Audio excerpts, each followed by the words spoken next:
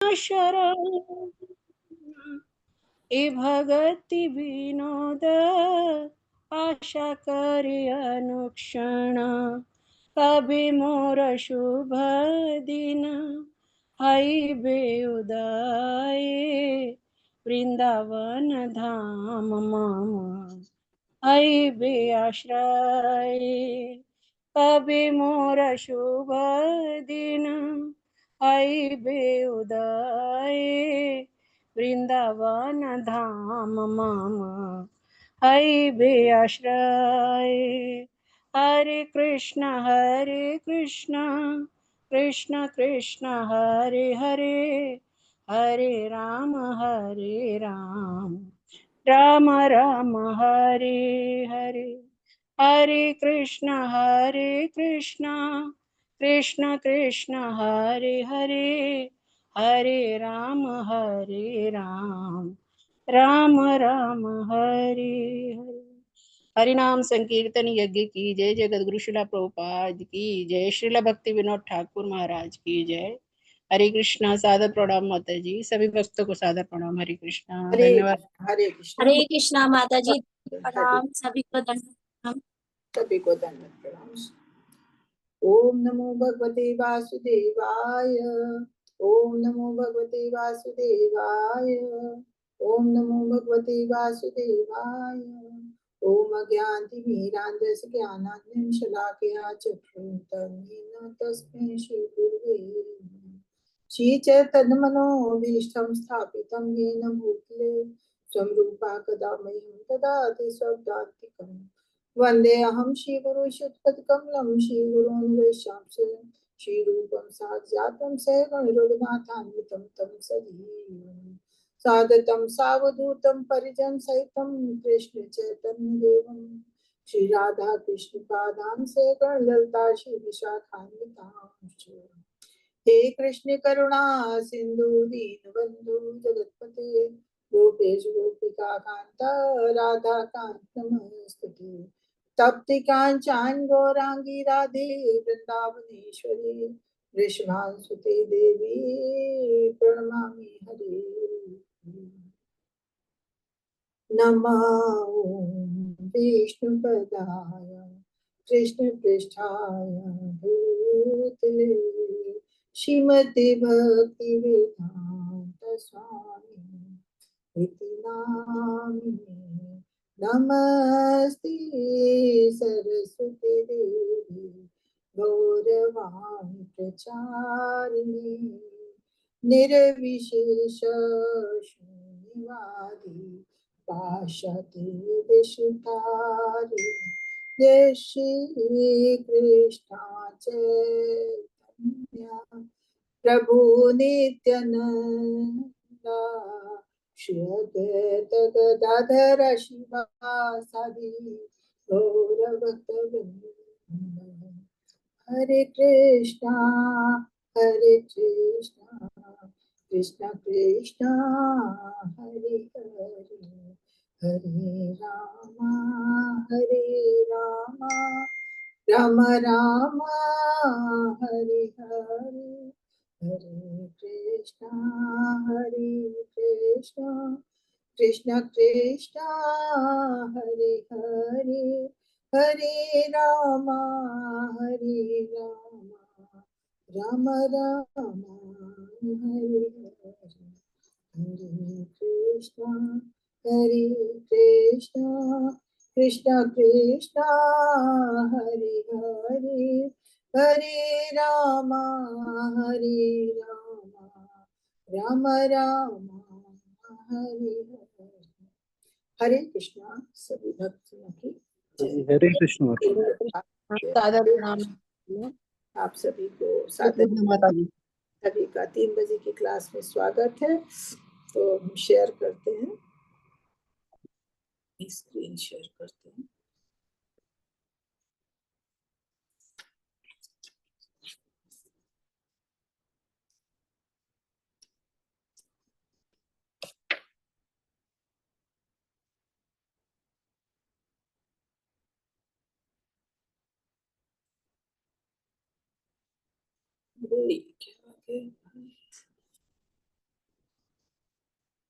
ये screen share हो रहा है? जी माता जी, हो रहा है। तो हमने कल भाव भक्ति के बारे में जाना था। अब आज हम भाव प्रेमी के चरित्र के बारे में जानेंगे। आज 18वां है। ये भाव के लक्षण। भाव के लक्षण क्या है? कल हमने थोड़े से बुक में पढ़े भी थे और आज हम इसमें देखते हैं वही चीजें। भाव के लक्षण। एक वास्तविक भाव भक्ति है क्या? भाव भक्ति रागानुगा भक्ति के भी ऊपर है, और जब इसमें भी और प्रेम बढ़ जाता है तो भगवान के प्रति प्रेमा भक्ति, जो हम कल पढ़ेंगे। आज भाव भक्ति के बारे में जानते हैं। भाव भक्ति कल क्या है वो तो पढ़ा, आज उसके लक्षण पढ़ेंगे। तो ये है भाव भक्ति के पास 9 विशेष लक्षण होते हैं जो इसमें पहले दिए हैं। भाव भक्ति के लक्षण क्या? अव्यर्थ कालत्मम, समय का सदुपयोग, शांति, दृढ़ता, विरक्ति, अलगाव, मान शून्यता के मतलब अभिमान नहीं कोई, आशाबंद, महान आशा, समुत्कंठा, सफलता के लिए महान आशा, नामा जपापे, नाम जप में सदा रुचि, हरे कृष्ण महामंत्र के साथ आसक्ति, तद गुणाख्यान, गुण कृष्ण के गुण, प्रीति तद वस्थि स्थल, भक्ति धाम के अमृत में रहने के लिए आकर्षण। अब इसमें थोड़ा सा हम जानते हैं ये है क्या। कल हमने जैसे जाना था कि अव्यर्थ कालतम, भक्ति सेवा में समय का सदुपयोग, कि मतलब जब मनुष्य में भाव भक्ति आ जाती है तो फिर वो जो है वो अपना समय बर्बाद नहीं करना चाहता। इधर उधर कहीं भी कोई जो कृष्ण भावनामृत के अलावा कोई भी बातें होती हैं तो वो उसको अच्छी नहीं लगती हैं, और इस तरह से वो अपने समय को बर्बाद नहीं करना चाहता है। समय की बर्बादी समझता है। जितना अधिक से अधिक समय होता है वो भगवान की भक्ति में देना चाहता है। और तो ये है अव्यर्थ कालत्व। और दूसरा है कांति, आरक्षित, दृढ़ निश्चयी। इसमें क्या है? सहिष्णुता, कि मनुष्य में सहिष्णुता आ जाती है। जो भगवान की ऐसी भक्ति में आता है तो उसमें सहिष्णुता आ जाती है। और उसमें उदाहरण वो क्या देते हैं? उदाहरण उन्होंने दिया है। उदाहरण क्या उसमें बताया है? श्रीमद् भागवतम का 5वें 5th कैंटो के 14 में 43 श्लोक, उसमें भरत महाराज के बारे में बताते हैं। भरत महाराज के बारे में क्या बताते हैं कि भरत महाराज जो है वो अनन्य भगवान के भक्त थे। तो उन्होंने बहुत कम उम्र में, एक बार तो उनसे अपराध हो ही गया था कि वो एक हिरण के बच्चे के प्रति आसक्त हो गए थे, तो उन्हें अगला जन्म हिरण का मिला था। उसके बाद जब हिरण के, लेकिन क्योंकि भगवान की भक्ति में थे तो उन्हें इस चीज का एहसास था कि हाँ हमने ऐसा कार्य किया इसलिए हमको ये जन्म मिला। तो वो थोड़े से सीरियस हुए, फिर उन्हें फिर तीसरा जन्म मिला था भरत के रूप में, महाराज भरत के रूप में। तो बहुत बड़े महाराजा थे कि उनमें किसी चीज की कोई कमी नहीं होती। लेकिन उन्होंने युवावस्था में, एक तो वो जब भरत महाराज महाराजा के रूप में आए तो वो एकदम अपने को ऐसा बन गया कि जैसे उन्हें कुछ आता ही नहीं है। तो और उसके बाद भी बताते हैं, ये जो 43 श्लोक है उसमें बताते हैं कि महाराज भरत ने अपनी युवावस्था में ही हर चीज का परित्याग कर दिया था। जबकि ऐसा कर पाना बहुत मुश्किल होता है कि जो जिसके पास सारी सुख सुविधाएं होती हैं तो अचानक कोई चीज छोड़ दे। लेकिन ये भरत महाराज ने अपनी युवावस्था में ही सर्वस्व परित्याग कर दिया था, क्योंकि वो उत्तम श्लोक के पूर्ण पुरुषोत्तम भगवान की सेवा करना चाहते थे। तो उनकी सुंदर पत्नी थी, उत्तम संतान थी, प्रिय मित्र थे और विशाल साम्राज्य था, लेकिन हर चीज का उन्होंने परित्याग कर दिया था। तो ये बहुत कठिन होता है, पर जड़ भरत इतने उच्चस्थ भक्त थे कि उनमें इतनी भाव भक्ति थी कि उन्होंने इस तरह का परित्याग कर दिया था। और कैसे त्याग कर दिया था उसका उदाहरण देते हैं कि जैसे अगर मल त्याग के बाद विष्ठा को त्याग दिया जाता है, उसकी तरफ देखा भी नहीं जाता, तो इसी तरह से महाराज भरत ने अपना सारा कुछ इसी तरह से त्याग दिया था कि पलट के उन्होंने अपने साम्राज्य की तरफ, अपनी पत्नी, अपने परिवार, इष्ट मित्र जो भी हैं, किसी की तरफ पलट के देखा नहीं था। ऐसी सहिष्णुता में उन्होंने उदाहरण बताया। ये श्रीमद् भागवत का फर्स्ट कैंटो का 19.15 तो 19 में परीक्षित महाराज का वो है, जब उन्हें श्राप मिल गया था ब्राह्मण पुत्र के द्वारा, तो वो गंगा तट पे जाके अनशन पे बैठ गए। तो उन्होंने सब कुछ अपना त्याग दिया था तुरंत कि अब 7 दिन की का समय बचा है, तो उन्होंने ये अपना राज्यभार सब कुछ जो है अपने बच्चों को सौंप दिया और सब अपना वेशभूषा सब बिल्कुल सन्यासियों जैसा बना लिया और गंगा जी के किनारे आके बैठ गए थे। तो वो कहते हैं कि तो इस श्लोक में बताया है कि वो कहते हैं कि आप मुझे पूर्ण रूप से शरणागत के रूप में स्वीकार करें। कौन? परीक्षित महाराज। जहाँ जहाँ वहां बहुत ऋषि मुनि सब आए हुए थे, तो उनसे कहा कि ब्राह्मणों मुझे शरणागत के रूप में स्वीकार करें और भगवान के प्रतिनिधि स्वरूप माँ गंगा भी मुझे इसी रूप में स्वीकार करें, क्योंकि मैं पूर्व से अपने हृदय में भगवान के श्री चरण कमलों को धारण किए हुए हैं। और अब चाहे तक्षक नाग, उन्हें शाप था कि 7 दिन में उन्हें तक्षक नाग डस लेगा। तो जब वो कथा सुन रहे हैं उनसे शुभदेव गोस्वामी से, तो उसके बाद जब उनके 7 दिन कंप्लीट होने को होते हैं, तब वो कहते हैं कि अब मुझे चाहे तक्षक नाग डस ले या ब्राह्मण द्वारा उत्पन्न कोई भी चमत्कारी वस्तु मुझे डस ले, मतलब कुछ भी मेरे अंत का वो हो, मुझे उससे कोई नहीं। मेरी एकमात्र इच्छा यही है कि आप सब भगवान विष्णु की लीलाओं का गुणगान करते रहे। कि मतलब कहते हैं ना, अंत काले चमा में वैष्णव मुक्ता कलेवरम याप्याति समद्भावम याति नास्यत संशय। तो ये भगवद गीता का 8वें अध्याय का श्लोक है, शायद 5वां श्लोक है। तो जी हरे कृष्ण माता जी। मनीषा माता जी कुछ कह रही हैं शायद। माता जी क्या हटाना है? आपको स्क्रीन नहीं दिख रही? हरि बोल बोलिए माता जी से, बताइए। कुछ आई टाइप दिख रहा है पीपीटी में, उसको हटाओ ना। बस हट हो गया गया। माता जी? हाँ हो गया। ठीक धन्यवाद है, माता जी। हरि बोल। तो ये हमने ये परीक्षित महाराज की सहिष्णुता के बारे में जाना था कि मतलब भक्त इतना सहिष्णु हो जाता है जब भाव भक्ति में आता है। तो परीक्षित महाराज का उन्होंने इस तरह का उदाहरण दिया था। फिर आया मन शून्यता। मन शून्यता हमने जैसे कल भी जाना था। मन शून्यता का मतलब है कि बिल्कुल सम्मान रहित, कि वो इसमें यहाँ बता रहे हैं राजा भगीरथ का पद्म पुराण में। तो राजा भरत का पद्म पुराण में यही उदाहरण बताया गया है कि वो इतने बड़े महाराजा थे, लेकिन जब वो भगवान के प्रति, भगवान कृष्ण के प्रति उनमें भाव प्रेम विकसित हो गया, तो वो साधु हो गए।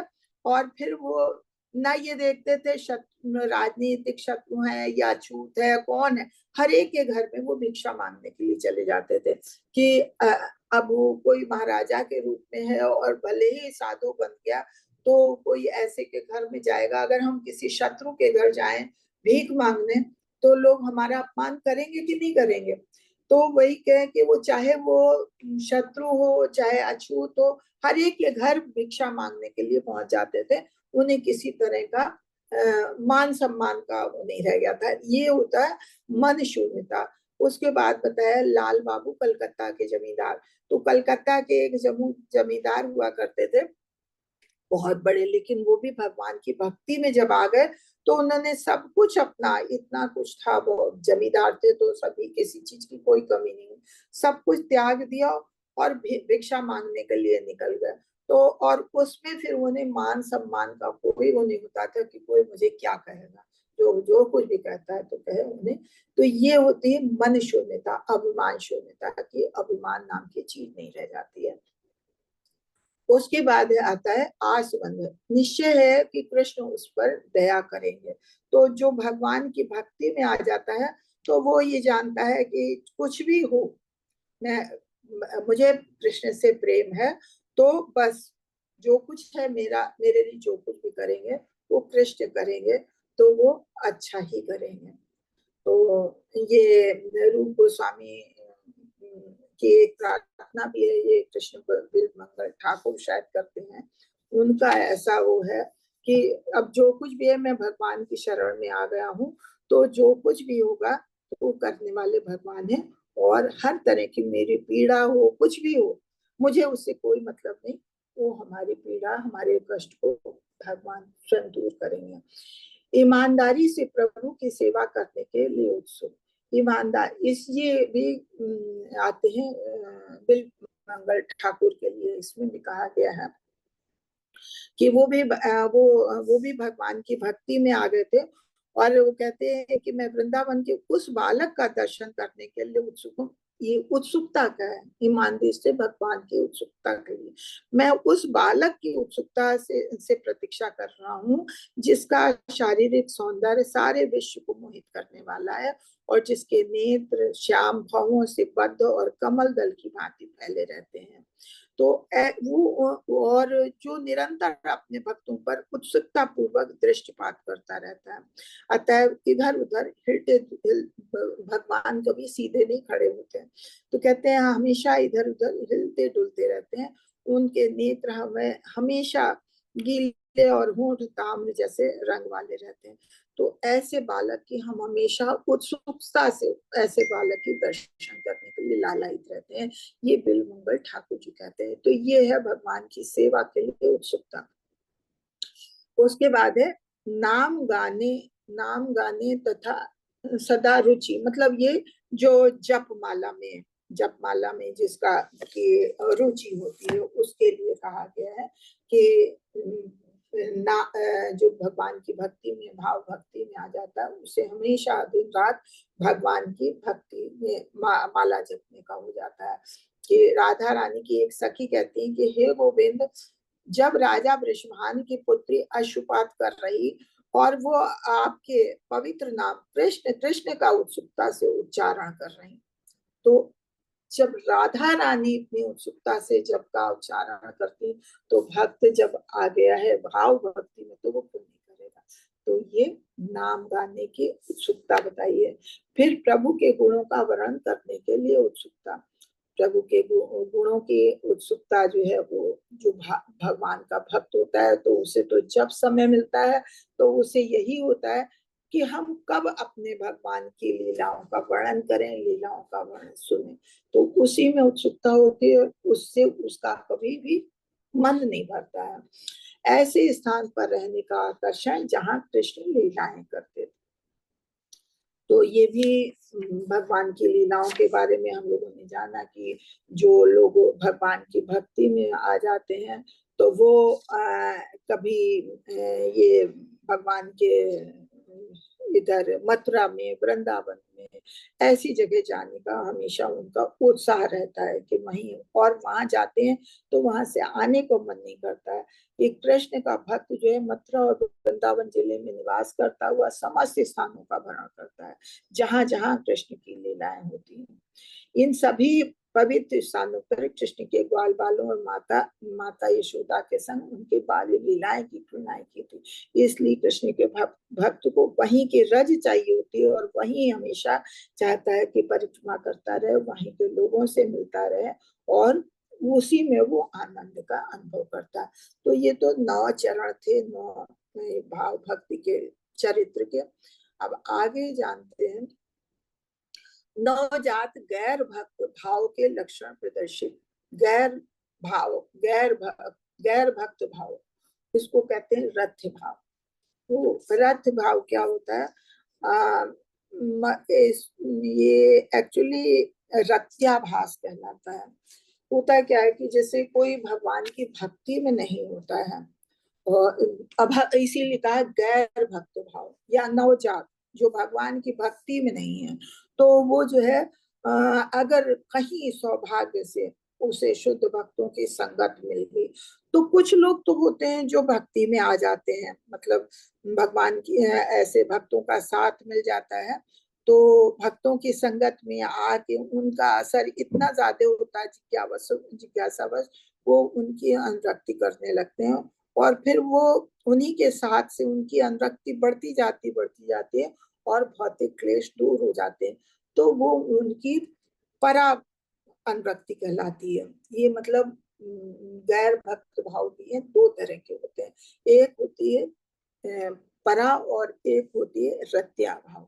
तो रत्या भाव क्या है कि जैसे जुड़े तो, लेकिन उनमें भक्ति नहीं आई है, लेकिन वो अपने को भक्त कहलाने के लिए कृत्रिम उत्करण करते हैं, अनुकरण करते हैं, भगवान का अनुकरण करते हैं कि राधा रानी और कृष्ण का अनुकरण कर रहे हैं, और या कह रहे हैं कि हाँ हमें तो, जैसे आप लोगों ने बहुत सुना होगा, अक्सर लोग क्लास में कहते हैं कि हाँ मुझे राधा रानी के दर्शन हुए थे, या मुझे भगवान के दर्शन हुए थे, मुझे भगवान ऐसे कहते हैं, या मैंने तो राधा रानी और कृष्ण को बातें करते सुना, मुझे ऐसा अनुभव।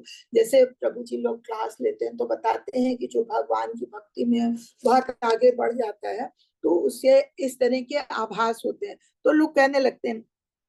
तो ये एक रत्या भाव है कि ये दिखावटी बना है, ये हमें ये दिखाना है कि हाँ हमारे में इतनी भक्ति जागृत हो गई है कि हमको भगवान के दर्शन होने लगे हैं, या भगवान हमसे बातें करते हैं, भगवान का हमें एहसास होता है, भगवान हमारे साथ ऐसे करते हैं, भगवान। ये रत्याभास की कुछ लोगों में होती भी है भक्ति, ऐसा नहीं है कि नहीं होते, लेकिन बिरले होते हैं बहुत। भगवान कहते हैं भगवान सब कुछ दे देते हैं, लेकिन अपनी भक्ति इतनी आसानी से नहीं देते हैं। क्यों नहीं देते हैं? क्योंकि भगवान की अगर भक्ति जिसको मिल जाती है तो भगवान उसके दास बन जाते हैं, भगवान अपने भक्तों के दास बन जाते हैं। कभी भगवान अपने भक्तों को दुखी नहीं देखना चाहते हैं, तो उसके लिए वो कुछ भी करने को तैयार हो जाते हैं। अभी समय नहीं तो मैं इसके बारे में भी कहानी सुनाती कि भगवान अपने भक्तों के लिए क्या नहीं कर लेते। तो इसलिए भगवान भक्ति इतनी आसानी से नहीं देते, लेकिन कुछ लोग सांसारिक लोग होते हैं, तो भक्तों का साथ मिल गया या कहीं ऐसी संगत मिली और उन्होंने देखा, तो अपने को अपनी भाव दिखाने के लिए, और ऐसे निर्विशेषवादी लोग ज्यादा होते हैं कि जो लोग इस तरह के भाव दिखाते हैं, ये धूर्तता होती है, स्वांग रचते हैं कि हमें भगवान का दर्शन होता है, भगवान को बातें करते सुनते हैं, हमने राधा रानी और कृष्ण को भी बातें करते सुना है, इस तरह की बातें। और जो भगवान की चीजें होती हैं उनका अनुकरण करके दिखाते हैं कि हाँ देखो हम ऐसा करते हैं वैसा, लेकिन ऐसा नहीं है। भगवान की भक्ति इतनी आसानी से नहीं मिलती है, और ना कोई भगवान का अनुकरण इस तरह से कर सकता है कि जो सामने दिखने लगे। तो ये कहलाती है छाया अनुरक्ति या रत्याभास, कि जो है नहीं लेकिन वो दिखाते हैं, और दिखाते हैं ऐसे लोगों को स्वांग करके, अज्ञानी लोगों को फांसते हैं भक्ति योग कह के। ये भक्ति योग नहीं है, लेकिन जो लोग भक्ति योग में नहीं है तो उनको ऐसे लोगों को फांसते हैं। तो ये कहलाता है रत्याभाव। ये झूठा होता है, प्रतिबिंबित होता है, एक छाया। तो इस चीज को अच्छा नहीं कहा जाता है। क्या ये वाकई संभव है? यदि सच्चे भक्त भाव को प्राप्त करते हैं तो अभक्त कैसे हो सकते हैं? हाँ, तो अगर सच्चे वास्तव में जो भाव, जिनमें भाव उत्पन्न होता है, तो फिर वो अभक्त नहीं हो सकते हैं, और वो कभी ऐसे स्वांग नहीं रख सकते हैं। इसलिए वे केवल भाव का प्रतिबिंब प्रदर्शित करते हैं। तो जो कोई इस तरह का नाटक करता है तो खाली अपनी प्रतिबिंब खाली प्रदर्शित करता है, लेकिन वो भाव भगवान का भक्त नहीं हो सकता है। व्यक्ति का उद्देश्य भ्रष्ट है या लेकिन गहन अभ्यास अग्रिम भक्तों के सहयोग से। तो ये है कि ये अग्रिम भक्तियों के सहयोग से तो ये कि हमने, अगर हमें भक्तों का साथ मिल गया तो हम अपनी भक्ति को दिखाने के लिए कि 4 दिन बैठे भक्तों के साथ और हम ऐसा स्वान करने लगे कि हाँ हमारे तो भक्तों का सहयोग तो ये मिला कि हाँ हमें कुछ ज्ञान हुआ, लेकिन उसका ये हम गलत उपयोग कर रहे हैं, ये चीज गलत है। कारण एक तो ए और बी दोनों भक्त का प्रभाव, कि भक्त के साथ बैठने का ही ये दोनों प्रभाव होते हैं कि चाहे उसमें भक्ति आ जाए और चाहे वो रथ्या भाव आ जाता है। व्यक्ति सामाजिक परंपरा या जिज्ञासा से बाहर निष्पादित करता है, एक की तुलना में कम तीव्र लेकिन उद्देश्य भ्रष्ट नहीं है। वे ये कुछ समझ नहीं आया। विशेष रूप से जब फर्स्ट कीर्तन, दूसरा धाम की यात्रा, तीसरा त्योहारों में मंगल भाग ले, भक्तों का समसामयिक जुड़ाव। हाँ, अगर भगवान नियमित रूप से कीर्तन में जुड़ता है, धामों की यात्रा करता है, भगवान के त्योहारों में भाग लेता है, तो ये है, संभव है कि उसमें कुछ भाव जागृत हो जाए, ऐसा संभव हो सकता है। फिर रत्या भाव को वास्तविक भाव में कैसे बदले? मतलब है तो अभी भाव जगह नहीं है, लेकिन तो उसे रथ्या भाव कहेंगे। उसको वास्तविक भाव में कैसे बदले? गुरु की सेवा करके या अपराधों द्वारा अपलोड, जो हमने अपराध किए हैं, ये जो हम झूठ बोल के गलत करते हैं, तो उसमें हम कमी रखें। और दूसरा, गुरु की सेवा करें, गुरु के शरणागत हो, गुरु की सेवा करें। तो जब गुरु का हमारे प्रति दया का भाव होगा तो हम इसको, हमारा वास्तविक भाव भगवान की तरफ भक्ति में हम आगे बढ़ सकते हैं। और अगर हम अपने किए अपराधों में को रोक लगाते हैं, जो भी वास्तविक शक्ति वास्तविक या काल्पनिक है वो लुप्त हो जाएगी और क्षीण हो जाएगी। अगर हम अवरोध नहीं लगाते हैं तो भक्ति अगर है भी तो वो भी खत्म हो जाएगी। और अगर हम अवरोध लगाते हैं तो हमारी भक्ति बढ़ेगी आगे। सबसे बुरा अपराध है संपूर्ण के साथ एक होना। ये मतलब सबसे बड़ा बुरा अपराध है कि हम कुछ भी नहीं है, अभी हमारे में भक्ति भी नहीं आई है, लेकिन फिर भी हम अपने को बताते हैं कि हमारा भगवान के साथ है और भगवान हमारे साथ ऐसा करते हैं, हम भगवान के साथ ऐसा करते हैं। तो ये अवैयक्तिकता जो है, ये सबसे बुरी बात है, ये कभी हमारी भक्ति को आगे नहीं बढ़ा सकती। अनपेक्षित लक्षण जो वास्तविक है, कुछ होते हैं कि जो वास्तविक लक्षण होते हैं और दिखते नहीं है। यदि नियामक सिद्धांतों के बिना कोई उच्च स्तर की भक्ति विकसित करता है तो पूर्व जीवन में भक्ति का श्रेय था, जब अब अपराधों के कारण अस्थायी रूप से रोक दिया गया, केवल शुद्ध भक्तों के सहयोग से ही निरंतर प्रगति कर सकती। हाँ, ऐसा हो सकता है कि हमारे में कुछ है ऐसे भाव, लेकिन वो जो वास्तविक नहीं है, वो सामने प्रदर्शित नहीं होते हैं, तो उनको अगर हम उच्च स्तर की भक्ति में विकसित किया जा सकता है। कैसे?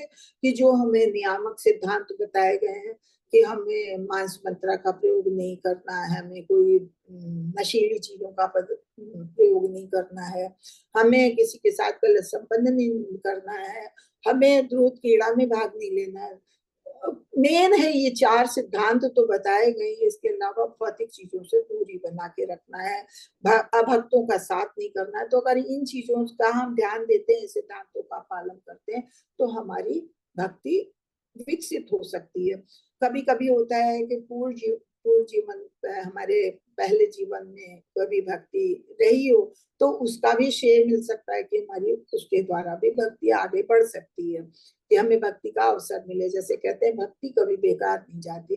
तो अगर पूर्व जन्मों में हमने कभी भक्ति की है तो उसका असर होगा, तो वो हमारे जीवन में वो आएगा, वो लक्षण होंगे। अगर उसको आगे हमें बढ़ाना भक्ति को, तो हमें भक्तों का साथ हाथ मिल जाता है, तो वो भक्ति हमारी आगे बढ़ जाती है।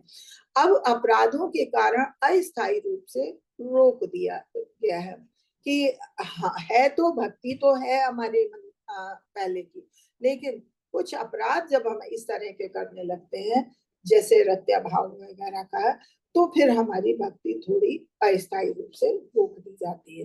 केवल शुद्ध भक्तों के सहयोग से ही निरंतर प्रगति हो सकती है। ऐसे में अगर हमें शुद्ध भक्तों का साथ मिल जाता है तो हमारी भक्ति प्रगति में, मतलब जैसे कहा, रत्या भाव भी वास्तविक भाव में भगवान की भक्ति में बदल सकता है। अब दूसरा मौका, फिर यदि भाव मंच के व्यक्ति में दोष है तो क्या होता है? अगर जो इतने ऊंचाई तक आ गया कि भाव भाव भक्ति में आ गया है और उस व्यक्ति में भी दोष है तो क्या होगा? गंभीर नहीं, क्योंकि रुके तो वे निशान क्षण भर के लिए प्रकट हो सकते हैं। अगर कोई गंभीर कोई गंभीर गलती नहीं है तो वो फिर ऐसा कुछ नहीं हो, वो दोष मिट सकते हैं। जैसे हम लोगों ने पहले भी पढ़ा है कि अगर भगवान का कोई अनन्य भक्त होता है तो उससे कभी कोई जाने जाने या कोई परिस्थितिवश कोई ऐसा अपराध हो जाता है तो उसको भी भक्त गिना जाना चाहिए। क्यों? क्योंकि उसमें कोई पश्चाताप का वो नहीं है, पश्चाताप करने का नहीं है, बस अपने नियमों का पालन करे, अपनी भक्ति जो सिद्धांत बताए गए उनका पूरा अभ्यास करे, जो हमारे गुरुजन बताते हैं उसका पूरा अभ्यास करता रहे, और तो ये अपराध नहीं गिने जाते हैं और उसकी भक्ति छीण नहीं होती। इसे कैसे पहचानना चाहिए? दोषों की अवहेलना उनकी भक्ति के बल पर शीघ्र ही सिद्ध हो जाएंगे। नरसिंह पुराण, पूर्ण चंद्रमा द्वारा बिखराई हुई चांदनी को रोका नहीं जा सकता। हाँ, अगर पहले तो कहा दोषों की अवहेलना, अगर कोई दोष हो गया तो उसको एक किनारे करना चाहिए, अपनी भक्ति प्रगाढ़ करनी चाहिए। और दूसरा, उनकी भक्ति के बल पर शीघ्र ही सिद्ध हो जाएंगे। अपने अगर कोई गलती की है और उसके हमने जैसे कहा पश्चाताप करने का कोई यहाँ वो नहीं, पश्चाताप का नहीं, बस जो हमारा भक्ति का मार्ग है, जो मैं गुरु के बताए हमारे सिद्धांत उनपे हम दृढ़ बने रहेंगे तो हम फिर से सिद्ध हो जाएंगे। फिर नरसिंह पुराण में कहा जा रहा है कि पूर्ण चंद्रमा द्वारा बिखरी हुई चांदनी को कभी रोका नहीं जा सकता है। तो पूर्ण चंद्रमा की चांदनी क्या है? कोई अगर इतना आगे भगवान की भक्ति में बढ़ गया है तो उसको रोका नहीं जा सकता। रोका क्यों नहीं जा सकता है? रोका तभी जाएगा कि जब वो, अगर उसने अपराध किया और फिर अपराध के बाद फिर वो अपराध पे अपराध करता जा रहा है, तब रोका जाएगा। और नहीं तो कहते हैं कि अगर कोई गंभीर अपराध नहीं है या छोटा मोटा हो गया अपराध, और तो उसको भूल के अपनी भक्ति लाइन में वो अपना अभ्यास करता रहेगा तो भक्ति उसकी क्षीण नहीं हो सकती। तो ये था, ये आज मैंने पढ़ा। अब हम बुक देखते हैं थोड़ा। हरे कृष्णा। हरे कृष्णा।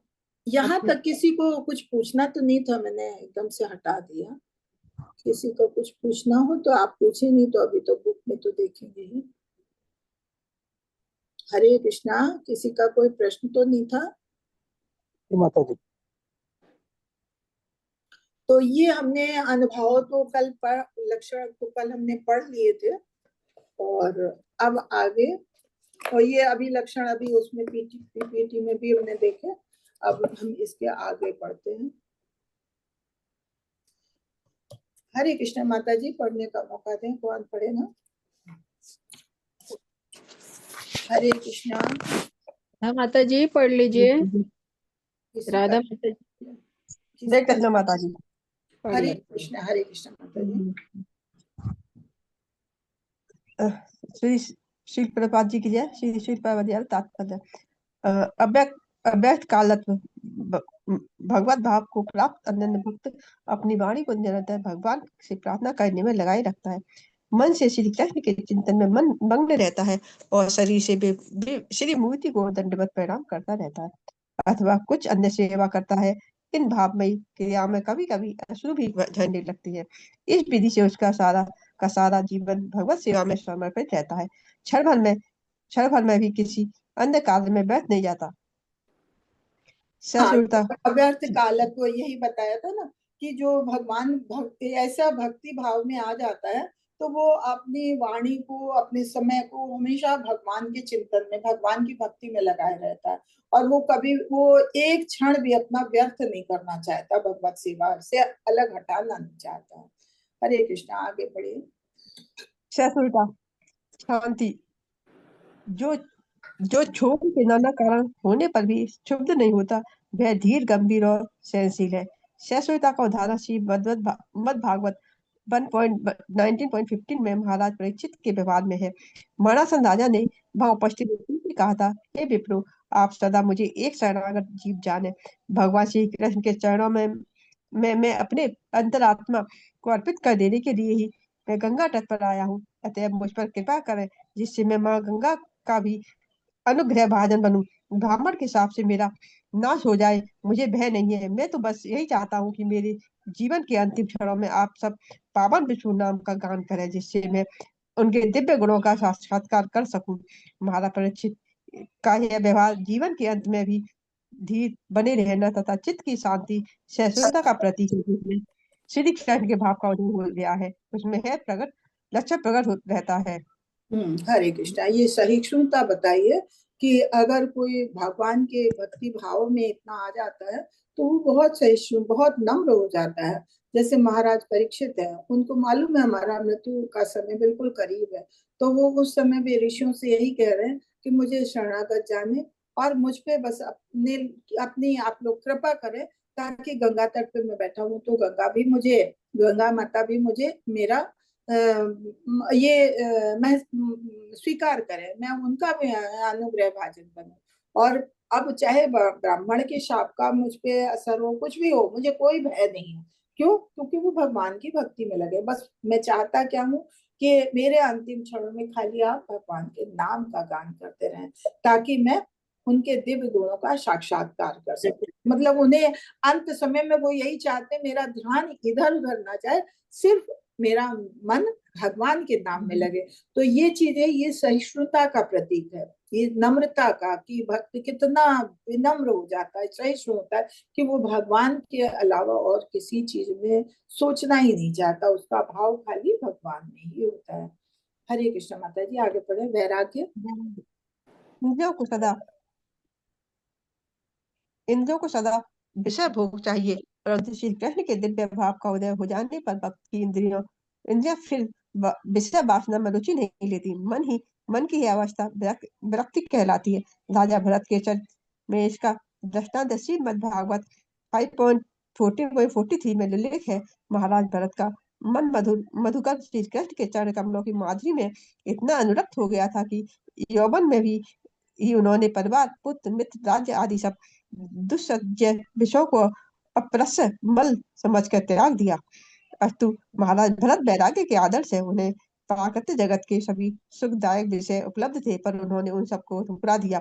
इसका तात्पर्य यह है कि वैराग्य का अर्थ कृत्रिम रूप से आसक्ति के कारणों से असंग और अलग रहना नहीं है। विषय लोक के मध्य भी अनासक्त भाव से रहे, यही वैराग्य है। बाबा में निसंदेह कनिष्ठ भक्त को सभी मोहकारी विषयों से दूर रहना चाहिए, परंतु उत्तम भक्त की स्थिति ऐसी परिपक्व हो जाती है विषयों के मध्य में कदापि आकृष्ट नहीं होता। वह वैराग्य की यथार्थ कसौटी है। हाँ, तो ये वैराग्य का बताया। वैराग्य का उदाहरण कि उन्होंने महाराज भरत से लिया, कि भरत महाराज इतने बड़े राजा थे सब कुछ, लेकिन उन्होंने अपने यौवन काल में ही सब कुछ, अपना परिवार, पुत्र, मित्र, राज्य, सब कुछ त्याग दिया था। और वो ऐसे पागल से बन के रहने लगे थे कि लोग समझते थे कि इनको कुछ आता ही नहीं, ये वाकई पागल है, इन्हें बोलना नहीं आता है, ये कोई बात समझते नहीं। कि उनके पिता उनको गायत्री मंत्र सिखाते थे, तो वो, जबकि वो इतने बड़े भक्त थे, लेकिन वो ऐसे पागल से बन जाते थे कि वो लाख सिखाना चाहे वो, लेकिन वो सही बोलते ही नहीं थे। तो वो लोग समझते थे कि इनको कुछ आता ही नहीं है, बेवकूफ है। लेकिन वो क्यों? वो भौतिक चीजों से दूर रहना चाहते थे, इसलिए वो इस तरह का नाटक करते थे। और उन्होंने अपना, मतलब यौवन काल में ही सारा कुछ छोड़ दिया था। तो ये वैराग्य के आदर्श है महाराज भरत। तो कह रहे हैं कि इसी तरह से विषय लोग को हरे को छोड़ देना चाहिए, यही वैराग्य। और कनिष्ठ भक्त जो नव दीक्षित होते, तो इनको तो ऐसी मोहकारी चीजों से हमेशा दूर रहना चाहिए, क्योंकि नए नए हैं तो उन्हें तो, वो तो कभी भी जुड़ सकते हैं, इसलिए उन्हें ऐसी चीजों से दूर रहना चाहिए। हालांकि जो उत्तम कोटि के भक्त होते हैं, जिनमें भाव भक्ति जग जाती है, तो वो फिर परिपक्व हो जाती है उनकी भक्ति, वो फिर इन सब चीजों के प्रति कृष्ण नहीं हो सकते। यही वैराग्य की कसौटी है। हरे कृष्ण। आगे पढ़ी माता जी, कौन पढ़े? मन हरे कृष्णा। राजेश प्रभु जी पढ़ लीजिए आप। हरे कृष्णा माता जी। हरे कृष्ण प्रभु जी पढ़िए। मान शून्यता। सब प्रकार से उत्कृष्ट होते हुए भक्त का अपनी स्थिति पर अभिमान न करना मान शून्यता है। पद्म पुराण में उल्लेख है कि चक्रवर्ती सम्राट भगीरथ में श्री कृष्ण के लिए ऐसे अतिशय भाव का उदय हुआ कि वे अपने शत्रुओं के राज्य में भिक्षा मांगते हुए दीन भाव से चांडालों तक नमस्कार करने लगे। इतिहास में भक्तों के ऐसे बहुत से उदाहरण हैं। केवल 200 वर्ष पहले कलकत्ते का लाल बाबू नामक बहुत बड़ा जमींदार वैष्णव हो गया और वृंदावन में वास करने लगा। वह घर घर जाकर यहाँ तक कि अपने पूर्व के शत्रुओं के घर भी भिक्षा मांगता। भिक्षुक को सब प्रकार का अपमान सहना पड़ता है, यह स्वाभाविक है, परंतु श्री कृष्ण के लिए इन अपमानों को सहन करना चाहिए। कृष्ण भक्त श्री कृष्ण की सेवा के लिए तुच्छ से तुच्छ पद भी ग्रहण करने में संकोच नहीं करता है। हाँ, तो ये अभिमान शून्यता है कि किसी तरह का अभिमान, की मान सम्मान की उन्हें कोई परवाह नहीं रह जाती। तो उसमें कह रहे हैं, पद्म पुराण में उल्लेख है चक्रवर्ती महाराज भागीरथ का, कि जो इतने बड़े राजा थे, लेकिन भगवान की जब भाव भक्ति में आ गए तो फिर वो फिर परवाह नहीं करते थे। उन्होंने सब कुछ अपना राजपाट छोड़ दिया और भीख मांगने निकल गए। इवन चांडालों तक को नमस्कार करते थे, शत्रुओं के घर भीख मांगते थे। ऐसे जमींदार, कलकत्ता के जमींदार थे, वैष्णव हो गए, तो उन्हें उन्हें उनमें भी इतनी भाव भक्ति जग गई कि वो अपना सब कुछ घर परिवार छोड़ के निकल गए और वृंदावन में वास करने लगे और जगह जगह अपने शत्रुओं के घर भी भिक्षा मांगते। तो अगर शत्रु के घर भिक्षा मांगेंगे तो वो अपमान नहीं करेगा, लेकिन नहीं, जब भाव भक्ति आ जाती है तो फिर मान अपमान का कोई रहता, कोई कुछ भी कहता है सुनने दो, कहने दो। कहते हैं कि भगवान की भक्ति, भगवान की सेवा के लिए चाहे कैसा भी पद ग्रहण करना पड़े, चाहे किसी भी रूप में हो, और कितना भी अपमान सहना पड़े, तो फिर भक्त को असर नहीं पड़ता। तुच्छ तुच्छ पद, यही कह रहे कि जैसे मंदिरों में भी होता है कि किसी को दे दी गई कि चप्पलें संभाल के आप रखो, किसी को कहा गया रसोई में भगवान के भोग को तैयार करो, किसी को दिया कि भगवान की माला तैयार करो। तो अब लोग सोचेंगे, लो प्रभु जी ने हमारे साथ पक्षपात किया, उसको तो रसोई दे दी, उसको तो फूलों का काम दे दिया, उसे ड्रेस का, और हमें दिया है कि हम झाड़ू लगाएं, हम लोगों की जूते चप्पल साफ करें। लेकिन नहीं, अगर हमें चप्पल उठाने की भी सेवा दी गई है तो हमें खुशी खुशी करनी चाहिए, क्योंकि भगवान की भक्ति में अगर आ गए तो चाहे कोई भी पद है, तुच्छ से तुच्छ पद है, उसे भी ग्रहण करने में संकोच नहीं करना चाहिए। हरे कृष्ण। आशाबंध पढ़िए। आशाबंध। भगवान की कृपा अवश्य होगी, यह दृढ़ विश्वास आशाबंध कहलाता है।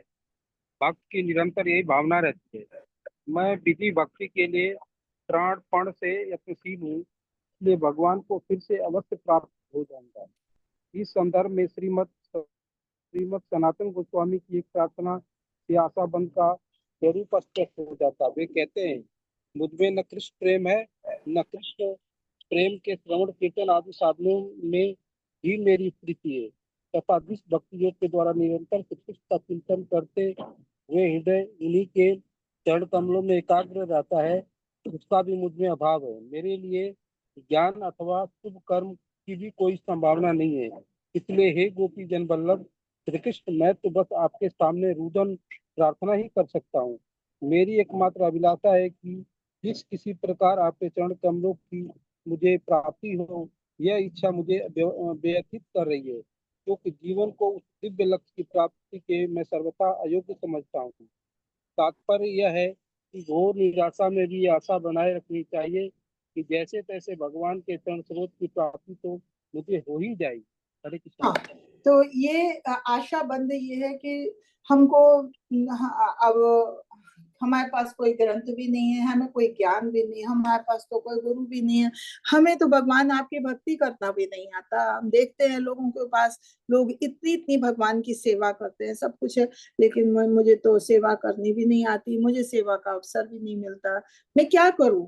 लेकिन नहीं, हमारे में बस हमारी आशा यही है कि आप हमें अपना लो, और हम बस इतना ही है, हम आपके आके रुदन कर सकते हैं कि हमारे में आपके प्रति श्रद्धा है, उसी को आप अपना लो और किसी तरह से हम पर कृपा करो। तो हमें हर चीज की का अभाव है, हमें मतलब ना ज्ञान है, ना बुद्धि है, ना समय है, ना हमारे पास सामान है कि हम भगवान की सेवा कर सकें। लेकिन फिर भी हम भगवान से ये आशा किए कि नहीं, हमारा मन भगवान के प्रति लगा हुआ है, तो भगवान आज नहीं तो कल भगवान हमारे साथ होंगे, भगवान हमें दर्शन देंगे, भगवान हमारा हमको अपनाएंगे। भगवान हम जानते हैं हम भगवान की सेवा करने के योग्य भी नहीं है, हमारे में कोई योग्यता नहीं, लेकिन फिर भी हमारे में आशा रहनी चाहिए कि नहीं, हम कुछ नहीं कर सकते तो भगवान की हम स्मरण तो कर सकते हैं, भगवान का हम ध्यान तो कर सकते हैं। तो हमारी यही ध्यान और यही आशा हमें भगवान की भक्ति में आगे बढ़ाएगी। तो यही है कि भगवान की भक्ति में आगे है तो हमें किसी तरह से भी निराश नहीं होना है, हम चाहे कुछ भी हो, अगर हमें आवश्यकता पड़ेगी तो भगवान हमारा, कोई दुनिया में साथ दे न दे, लेकिन नहीं, भगवान हमारा साथ देंगे। ये भगवान के प्रति आशा होनी चाहिए। उसमें अगर हमें कष्ट भी मिले तो हमें ये नहीं सोचना है कि अरे भगवान आपने हमें को क्यों इतने कष्ट दिए, नहीं, जो भी आप कर रहे हो तो हमारे लिए ठीक है, और जो भी आप करोगे तो हमारे लिए ठीक ही होगा। कष्ट भी मिले तो हमें यही सोचना चाहिए भगवान हमारे पर जरूर दयालु होंगे, जरूर इसमें कुछ ना कुछ हमारे लिए अच्छा होगा।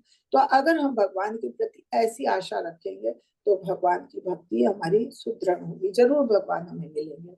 हरे कृष्णा, यही है आशाबद्ध। हरे कृष्णा। प्रभु जी आगे पढ़े। प्रमोद प्रभु जी पढ़िए। हरे कृष्णा माता जी, दंडवत प्रणाम। हरे कृष्णा, दंडवत प्रणाम। एक मिनट माता जी। श्री प्रभुपाद के द्वारा श्री प्रभुपाद जी की जय। समुत्कंठा भक्ति योग में सिद्धि लाभ के लिए अतिशय लुब्धता का नाम समुत्कंठा है। भक्ति के लिए पूर्ण लोभ होना आवश्यक है। वास्तव में ये लोभ ही कृष्ण भावना में सफलता प्राप्ति का मूल्य है। किसी भी वस्तु की उपलब्धि उसका मूल्य देने पर ही होती है। वैदिक शास्त्रों में उल्लेख है कि परम मूल्यवान वस्तु कृष्ण भावना को खरीदने के लिए अर्थात सिद्धि लाभ के हेतु प्रगाढ़ उत्कंठा को उदित करना होगा। विलोम मंगल ठाकुर ने स्वरचित कृष्ण कर्णमृत में उत्कंठा का अत्यंत सजीव सुंदर चिंतांकन किया है। वे कहते हैं कि मेरे नेत्र ब्रज किशोर की काली भुवों से परिवेष्टित कमल दल के समान साधन और उन्नत नेत्रों से युक्त अनुराग भरी और चंचलतामयी दृष्टि से भक्तों को निहारती हुई मृदु वचनों में आर्द्रता अधरामृत पर रक्त वर्ण और मधुर वंशीरव में अलौकिक मधुरी जगत को मोहित करने वाली मूर्ति को वृंदावन में देखने को आतुर है। हाँ, ये है आतुरता, ये है आतुरता, इसको कहते हैं समुत्कंठा, कि आतुरता है भगवान के दर्शन की, हमारे में उत्कंठा है, उत्सुकता है। तो ये बिल्व मंगल ठाकुर के लिए कहा गया है कि उनमें इतनी उत्कंठा है कि अगर हम नहीं भी जा पा रहे हैं कहीं, लेकिन हमारे में उत्सुकता होनी चाहिए कि भगवान के दर्शन करने के लिए जाएं, कैसे न कैसे में भगवान के दर्शन हो। तो ये बिल्व मंगल ठाकुर अपनी रचित रचना में कह रहे हैं कि मेरे नेत्र तो हमेशा ब्रज किशोर की काली भवों से परिवीक्षित, मतलब जो उनका रूप है वो बता रहे हैं, कमल दल के समान सघन और उन्नत नेत्रों से अनुराग भई चंचलतामयी दृष्टि से भक्तों को निहारती हुई मृदु वचनों से आर्द्रता ओत अधरामृत पर रक्त वर्ण और मधुर वंशी रव में अलौकिक मधुरी जगत को मोहित करने वाली मूर्ति जो भगवान की है वो वृंदावन में, उसको देखने के लिए आतुर है। ये उत्सुकता है उनमें, तो ये उत्सुकता होनी चाहिए कि हम कैसे भगवान के दर्शन करें। ये भाव भक्ति का एक ये भी वो है कि भक्त में एक उत्सुकता उत्कंठा होती है भगवान के दर्शन करने की। हरे कृष्णा। आगे पढ़े प्रभु जी। हरे कृष्ण। नाम गान में सदा रुचि। कृष्ण करना अमृत में ही सखी राधा रानी का ये वर्णन सुनाती है। गोविंद अपने नैन कमलों से अश्रु बिंदु रूपी मकरन को निस्यंदित करती हुई वृषभानु नंदिनी वाला आज आपकी नामवली को मधुर स्वर से गा रही है। आगे पढ़ दीजिए। भगवान के दिव्य गुणों का गान। भगवान के गुणगान में आसक्ति का वर्णन कर्णामृत में इस प्रकार है। ओ मथन श्री कृष्ण का माधुरी से भी अधिक मधुर और चापली से भी अधिक चपल अनिवर्णनीय किशोर बलात् मन को हरण किए जा रहा है। अरे मैं क्या करूं। हाँ, तो ये भगवान के गुणों का, भगवान के नाम का के प्रति जो रुचि है उसके बारे में कह रहे हैं कि नाम, पहले नाम रुचि के लिए उन्होंने कहा कि राधा रानी की सखी इस बात का वर्णन कर रही है कि वृषभान दुलारी बाला जब नामावली का मधु गा रही हैं तो उसका वो पान कर रही हैं। ऐसे दिव्य गुणों का जो गान कर रहा है तो उसके बारे में कह रहे हैं कि ऐसे वो मन को हरण कर लेने वाले होते हैं भगवान के दिव्य गुणों का महिमा जो है वो जब माधुर्य में से अधिक मधुर और चपलता से अधिक चपल अनिवर्चनीय कैशोर बला मन को हरण कर लेते, मन को चुरा लेते। तो ऐसे में मैं क्या करूं कि मतलब इतना सुंदर है भगवान की लीलाओं का वर्णन या भगवान के नाम का जाप इतना मधुर है कि वो हमारे मन को चुरा लेता है, हमारे मन को एकदम काबू से बाहर कर देता है। तो इतनी अच्छी चीजें ये किसमें होती है, भगवान के प्रति जितने भाव भक्ति आ जाती है वही ये सब कर सकते हैं, उन्हीं में इतनी आतुरता होती है। हरे कृष्णा। प्रभु जी आगे पढ़े। श्री कृष्ण की लीला स्थलों में, श्री कृष्ण के लीला स्थलों में प्रीति। श्री रूप गोस्वामी की पद्मावली में वृंदावन का यह वितरण है। यहाँ पर नंद महाराज के घर नंद नंदन रहते थे। यहाँ कृष्ण ने उस सकट का भंजन किया जिसमें सट्टासुर छिपा हुआ था, और यहाँ भवबंधन से मुक्तिदाता दामोदर को यशोदा मैया ने रस्सी से बांधा था। श्री कृष्ण का शुद्ध भक्त मथुरा मंडल अथवा वृंदावन निवास करता हुआ श्री कृष्ण की सारी लीला स्थलियों का दर्शन करता है। इन परम पावन स्थलों पर श्री कृष्ण ने ग्वाल बाल और यशोदा मैया के साथ भांति भांति की लीलाएं की थी। कृष्ण भक्तों ने इन स्थानों की परिक्रमा करने की परिपाटी अधावधि प्रचलित है, और मथुरा वृंदावन को जाने वाले सदा दिव्य आनंद का आस्वादन करते हैं। वस्तुतः यदि कोई वृंदावन जाए तो तत्काल श्री कृष्ण के वीर सागर में डूब जाएगा, क्योंकि अपने अवतरण काल में उन्होंने वहां कैसे अद्भुत लीला रस का परिवेशन किया था। श्री कृष्ण के लीला स्मरण में ऐसी रति वास्तव में कृष्ण रति ही है, परंतु बहुत से ऐसे निर्वेशवादी और योगी हैं जो ब्रह्मा रूप से भक्ति को करते हैं, पर उसके द्वारा अंत में भगवान में लीन हो जाना चाहते हैं। कदाचित वे श्री कृष्ण की लीला स्थलों को जाने संबंधी शुद्ध भक्तों के भाव का अनुकरण भी करते पाए जाते हैं, फिर भी उनकी क्रियाओं को रति नहीं माना जा सकता है, क्योंकि वे ये सब केवल सायुज्य मुक्ति के लिए करते हैं। हरे कृष्ण। माता जी आगे पढ़ना है। हाँ पढ़िए। श्री रूप गोस्वामी कहते हैं, श्री कृष्ण के लिए शुद्ध भक्तों में प्रकट होने वाली रति कर्मियों और ज्ञानियों के हृदय में सिद्ध नहीं हो सकती। वास्तव में शुद्ध कृष्ण भावना में होने वाली यह रति बड़ी दुर्लभ है। मुक्त जन भी इसे खोजते फिरते हैं। जैसा भगवत गीता का सिद्धांत है, भवबंधन से मुक्ति होना वह अवस्था है जब भक्ति की उपलब्धि हो सकती है। जो केवल मुक्त होकर ब्रह्म ज्योति में लीन होना चाहता है, उसके लिए कृष्ण रति की प्राप्ति असंभव है। श्री कृष्ण इस रति को अतिशय छिपा कर रखते हैं और केवल शुद्ध भक्तों को देते हैं। साधारण भक्त भी शुद्ध कृष्ण रति नहीं पा सकते हैं। फिर मुक्ति और भुक्ति की कामना से दूषित हृदय वाले सकाम कर्मी और ज्ञानियों को तो भगवान की वरति कैसे मिल सकती है। हरे कृष्णा। प्रभु जी थोड़ा सा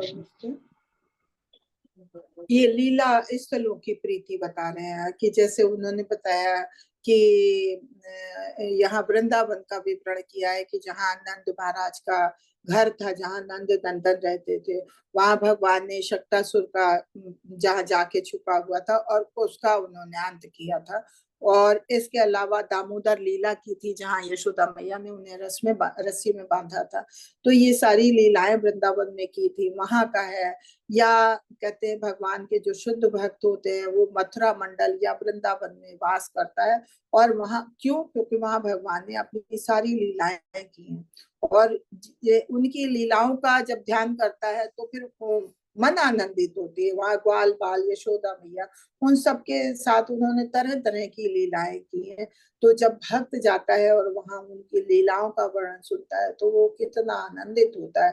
कृष्ण भक्तों में इन स्थानों की परिक्रमा करने की भी परिपाटी है। मथुरा वृंदावन को जाने वाले लोग दिव्य आनंद की अनुभूति करते हैं। क्यों? क्योंकि वहां भगवान की हर चीज का पता चलता है। भगवान जहाँ जाते हैं वहां भगवान ने ऐसा किया था, यहाँ भगवान ने ऐसा किया था, यहाँ तो जब भगवान की सब लीलाओं के बारे में सुनते हैं कि सब यही की थी, तो वहां की तो रज भी, वहां की मिट्टी भी प्यारी लगने लगती, वहां से आने को दिल नहीं करता। वस्तुतः यदि कोई वृंदावन जाए और तो भगवान के विरह सागर में डूब जाएगा। क्यों? क्योंकि अवतरण काल में उन्होंने वहां कैसे अद्भुत लीला रच की है, ऐसे सारा कुछ उन्होंने किया है कि अब उनकी कमी लगेगी कि अब अपने परिवार का ही कहीं कोई होता है और वो नहीं होता तो उस घर में जाने को मन नहीं करता है कि क्या यहाँ पे वो थे तो ऐसा होता था। तो वो तो फिर भगवान की तो लीलाएं भी अद्भुत है, भगवान की तो हर चीज दिव्य है।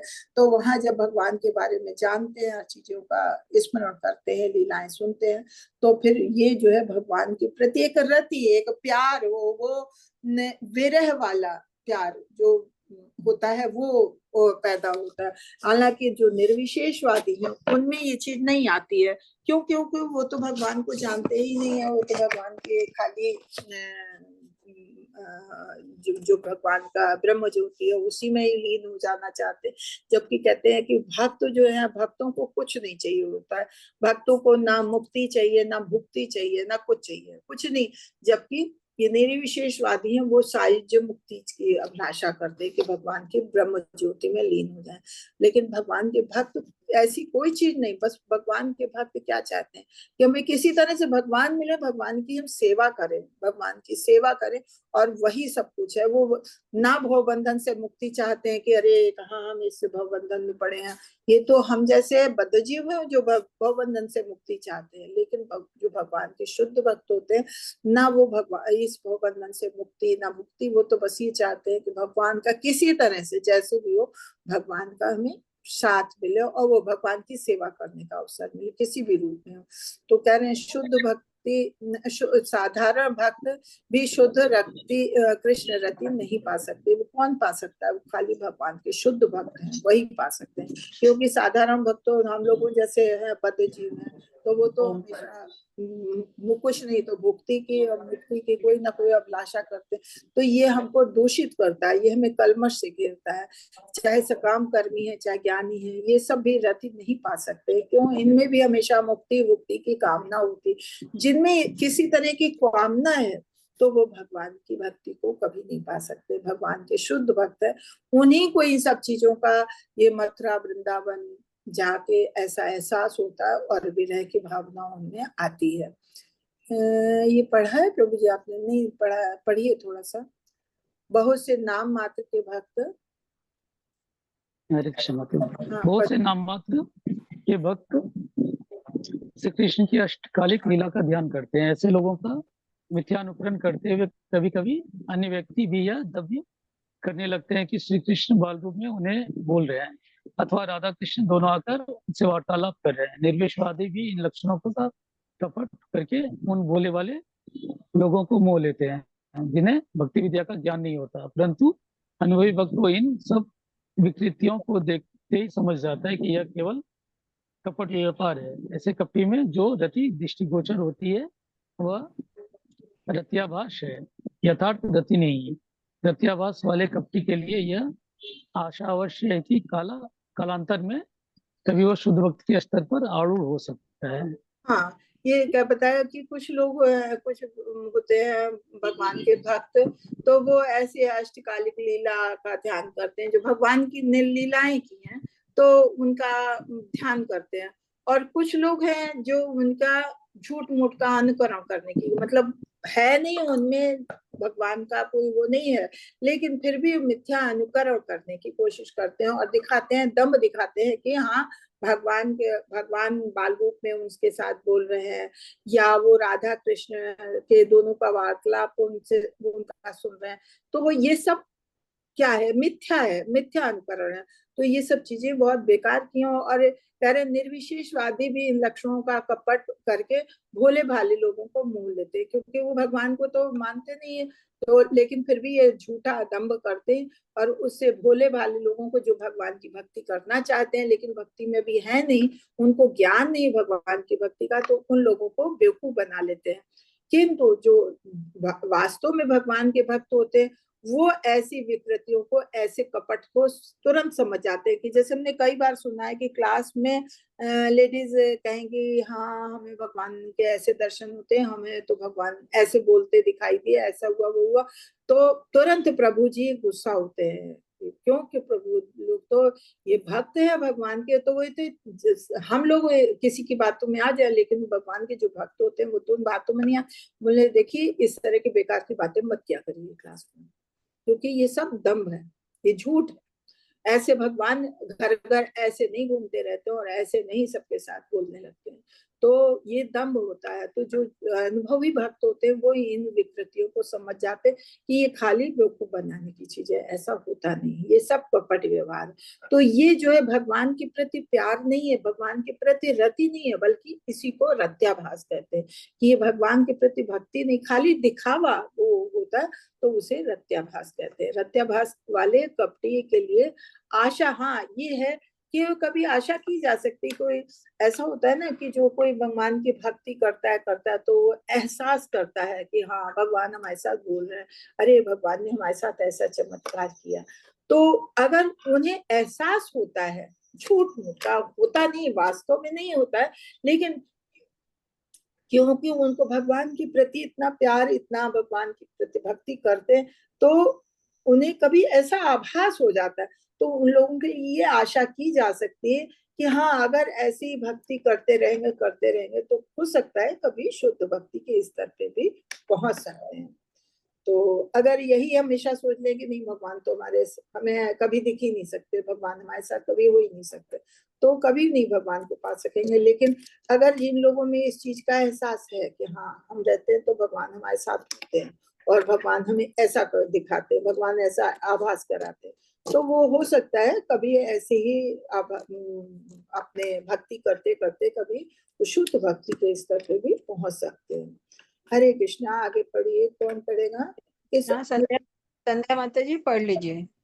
हरे कृष्णा सभी भक्तों को श्रील प्रभुपाद के अनुसार तात्पर्य। श्रील प्रभुपाद की जय। इस अनुकृत रति के दो भेद हैं, रत्याभास और परारति। यदि कोई विधि भक्ति के आचरण अथवा सद्गुरु के मार्गदर्शन के बिना ऐसी अनुकृत रति दिखाए तो उसे रत्याभास कहते हैं।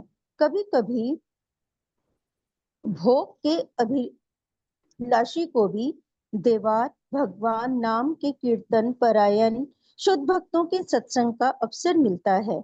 भगवान की कृपा से ऐसा व्यक्ति भी कीर्तन में सम्मिलित हो सकता है। तब शुद्ध भक्तों के हृदयाकाश में स्थित भाव चंद्रिका की छाया उन पर भी पड़ती है तथा शुद्ध भक्तों के प्रभाव से उनमें कौतूहलमयी चंचल रति की छाया सी उदित होती। जब इस रत्याभाव से संपूर्ण प्राकृत दुख दूर हो जाते हैं तो उसे परारति कहते हैं। उपरोक्त हरे कृष्णा माता जी, यहाँ तक थोड़ा सा रुके। अभी जो रति बताइए तो ये भी दो तरह की होती है, एक रत्याभास है, एक परारति। पर रत्याभास तो हमने बताया कि मतलब खाली है कुछ नहीं, लेकिन वो ऐसा एहसास करते हैं और लोगों को कहते हैं कि हमको भगवान के दर्शन होते हैं या भगवान से हम बात करते हैं, तो ये रत्याभास है। लेकिन कभी अगर इसमें वो अभ्यास करते रहेंगे तो हो सकता है आगे बढ़ जाए। तो कह रहे हैं इसके अभ्यास ये है क्या कि जो लोग इस तरह के वैधि भक्ति, जैसे हमने पढ़ा था कि वैधि भक्ति क्या, वैधि भक्ति ऐसी है जिसमें हमें कोई अपना गुरु चुनना होता है और गुरु के मार्गदर्शन में, और हम जो भी गुरु बताता है उसके मार्गदर्शन में हम कार्य करते रहते हैं, तो वो हम आगे भक्ति में बढ़ते हैं। लेकिन कुछ लोग होते हैं कि गुरु के बिना अपने ही आप बिना गुरु के मार्गदर्शन के ये इस तरह की रति दिखाते हैं, तो ये जो है रत्याभास है। लेकिन कभी कभी होता है कि भगवत कृपा हो जाती है, शुद्ध भक्तों का साथ मिल जाता है और शुद्ध भक्तों के साथ रहते रहते, उनके साथ कीर्तन में सम्मिलित होते होते ये भक्ति आगे बढ़ जाती है। हमारे हृदयों में शुद्ध भक्तों के, जो शुद्ध भक्तों का असर होता है, हृदय का असर, वो हमारे ऊपर भी, उनकी भी भाव चंद्रिका हमारे ऊपर पड़ जाती है कि भक्तों के साथ रहते रहते उनका असर हम पे पड़ जाता है। तो ये हमारे में कौतूहल प्रभाव दिखाता है और उससे हमारे में भक्ति भाव जाग जाते। तो अगर, और ये भौतिक चीजें हमारी भौतिक कलमश दूर होने लगते हैं, तो वो होती परारति। एक परारति है, एक क्या बताया, रत्याभास।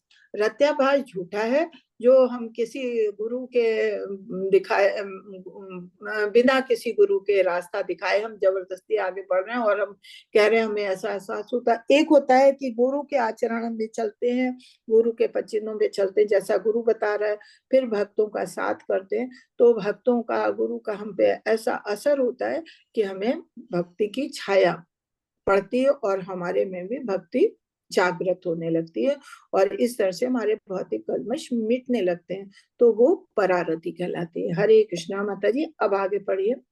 हरे कृष्णा। हरे उपरोक्त रत्य भाव अथवा परारति का उदय शुद्ध भक्तों के सत्संग अथवा वृंदावन, मथुरा आदि तीर्थ स्थानों की यात्रा से हुआ करता है। जो भाग्यवान इस कृष्ण रति को पाकर शुद्ध भक्तों के संग में भक्ति साधन करता है, वह भी शुद्ध भक्ति कर सकता है। निष्कर्ष यह है कि परारति इतनी शक्तिशाली है कि यदि किसी साधारण मनुष्य में इसका आभास भी हो तो वह शुद्ध भक्तों के संग में संसिद्धि लाभ कर सकता है। शुद्ध भक्तों के सत्संग रूपी पर्याप्त प्रसाद के बिना श्री कृष्ण के लिए ऐसी रति अथवा भाव का उदय नहीं हो सकता। जैसे शुद्ध भक्तों के सत्संग से रति का उदय होता है, वैसे ही शुद्ध भक्तों के चरण कमलों का अपराध करने से रति का अभाव भी हो सकता है। अर्थात शुद्ध भक्तों के संग में कृष्ण रति उद्बुद्ध हो सकती है और यदि शुद्ध भक्तों के चरण का अपराध हो जाए तो रत्याभाव अथवा परिरति का क्षय भी हो सकता है। उसी प्रकार जैसे पूर्ण चंद्रमा क्रमशः क्षीण होकर अंधकार में विलीन हो जाता है, अतः शुद्ध भक्तों का संग करते हुए यह निरंतर ध्यान रखना चाहिए कि उनके चरणों का अपराध ना बन बैठे। हरे कृष्णा, हरे कृष्णा। थोड़ा सा रुकते हैं। तो यहाँ पे बता रहे हैं कि ये जो हमने पढ़ा कि परारति क्या है और रत्याभास क्या है, तो ये कह रहे हैं कि रत्याभास हो या परारति, जब हम ये मथुरा वृंदावन धामों को, तीर्थ स्थानों को जाते हैं, शुद्ध भक्तों का साथ मिलता है, सत्संग होता है, तो इससे हमारी कृष्ण भक्ति जो है आगे बढ़ती है। तो ये हमारे, ये एक हमारा भक्ति का साधन होता है। शुद्ध भक्तों का साथ जो है एक भक्ति का साधन होता है जिससे हमारी भक्ति पुष्ट होती है। तो ये हमारी ये परारति शक्ति इतनी शक्तिशाली है कि इससे शुद्ध भक्तों का साथ पाते हैं तो हमें संसिद्धि का लाभ मिलता है, मतलब हमारी जो भक्ति है वो पुष्ट होती है, हमारा आध्यात्मिक उन्नत होती है। और शुद्ध भक्तों के सत्संग से का ये एक प्रसाद के रूप, पर्याप्त प्रसाद के रूप में मानते हैं। और अगर इसका ये ऐसा साथ हमें मिलता है तो हमारी भक्ति पुष्ट होती है और भाव उदय होता है। लेकिन ये गलत चीजों का भाव जो है वो नहीं उदय होता।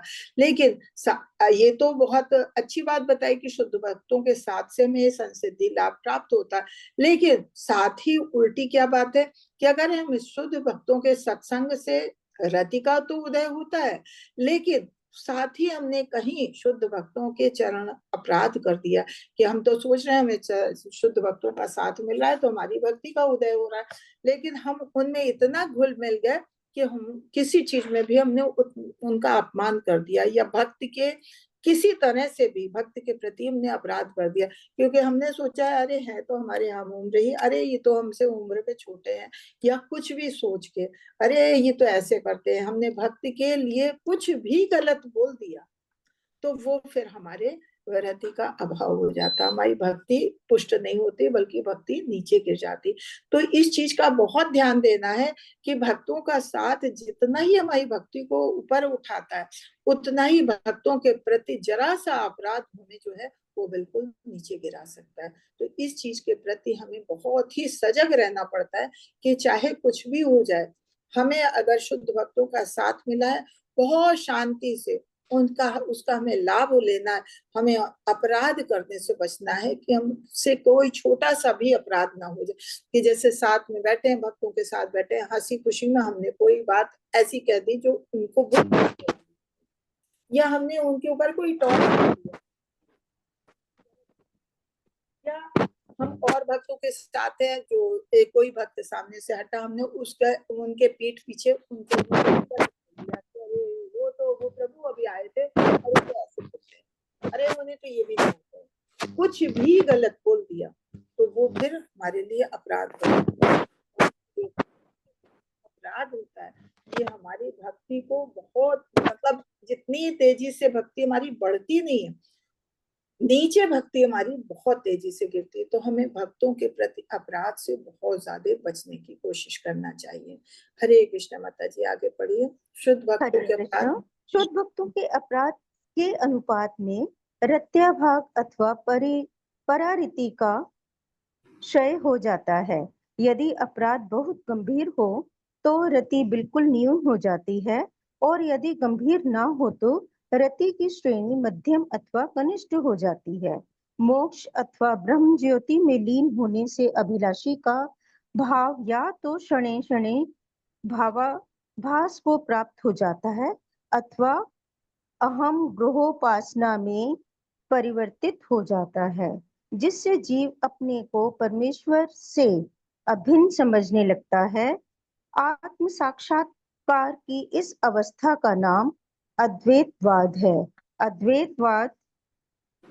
अद्वैतवादी के मत में उसमें और परमेश्वर में भेद नहीं है, अतः वह समझता है कि अपनी उपासना से पूर्ण परतत्व की उपासना हो जाती है। कभी कभी कोई एक सेकंड, ये बहुत बड़ी चीज है, ये भी बताइए। एक तो बताया पहले छोटा सा वो पढ़ा कि शुद्ध भक्तों के अपराध के अनुपात में रत्याभात और परारक्ति का क्षय होता है, कि हमें हमेशा हमने बताया अपराध से बहुत बचना चाहिए, बहुत शांत रहना चाहिए। भक्तों के बीच में अगर हम बैठे हैं तो अपना कमेंट नहीं देना चाहिए, हमें खाली सुनना चाहिए, हमें कभी अपना कमेंट नहीं देना चाहिए। जहां तक हो बहुत शांत भाव से रहें, क्योंकि हमसे कभी भी छोटा सा भी अपराध हो जाता है तो वो गलत है। लेकिन यहाँ तो बताया है कि अगर अपराध जैसा होता है, जैसे अनुपात में वैसी क्षति होती है, तो अगर छोटा अपराध है तो कोई बात नहीं, गंभीर अपराध है तो वो बिल्कुल ही हमारी भक्ति को एकदम गिरा देता है। लेकिन ये आप लोग समझ लें कि सबसे बड़ा हमारी भक्ति लाइन में सबसे बड़ा अपराध जो है वो भक्तों के प्रति किया हुआ अपराध है।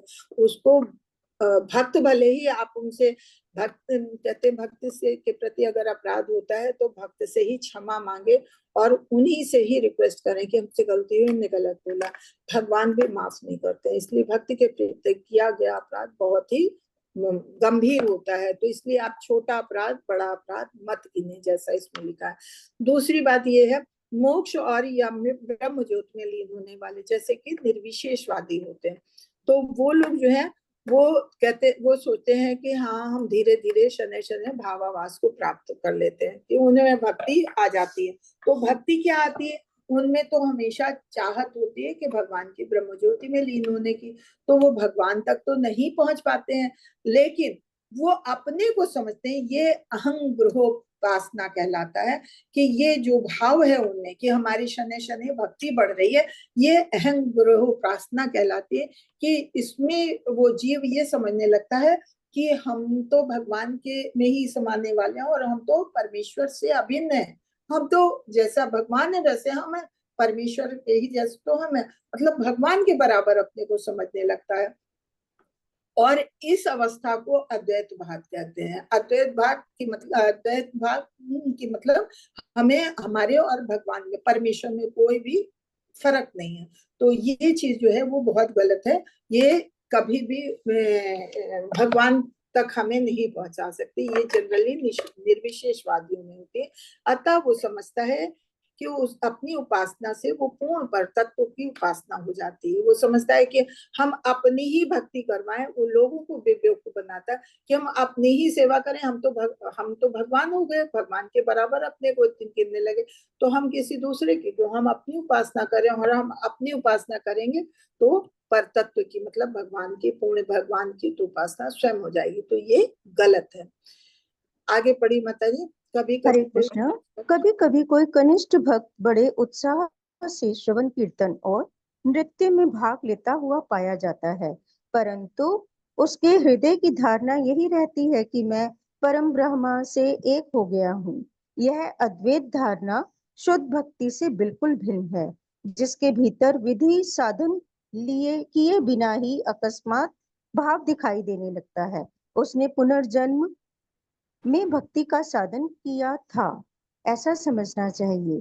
किसी विघ्नवश प्रायः भक्त अपराध के कारण वह कुछ काल के लिए प्रतिहत शक्ति हो गया होगा, अब फिर अवसर आने पर प्रकट हो गया है। निष्कर्ष यह है कि शुद्ध भक्तों के संग से ही भक्ति पथ पर उत्तरोत्तर अग्रसर हुआ जा सकता है। हाँ, लोग अब यहाँ पे क्या बताया है कि कभी कभी होता है कि कनिष्ठ भक्त है, हम समझ रहे वो कनिष्ठ है, नव दीक्षित है, और वो भक्तों का जहाँ श्रवण कीर्तन चल रहा है, वो कीर्तन में भाग लेते लेते वो एकदम से नृत्य करने लगता है, और उसमें भाव उत्पन्न हो जाते हैं, और भाव ऐसे उत्पन्न हो जाते हैं कि वो बिल्कुल जैसे परम ब्रह्म में लीन हो गया, भगवान में लीन हो गया, ऐसे भाव आ जाते हैं। तो ये कभी कभी तो ये कहते हैं कि ये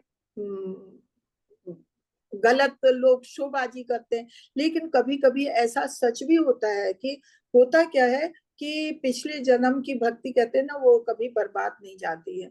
तो कभी कभी ऐसी भक्ति, ये अद्वैत धारणा और शुद्ध भक्ति से बिल्कुल भिन्न है ना। अद्वैत धारणा है जो जो झूठ कहते हैं, जो अभी हमने ऊपर पढ़ा कि वो झूठ है, और उसको हम समझते हैं कि हाँ हम भगवान है, और फिर हम अपनी ही पूजा कर ले तो फिर हमारी भगवान की पूजा हो जाती।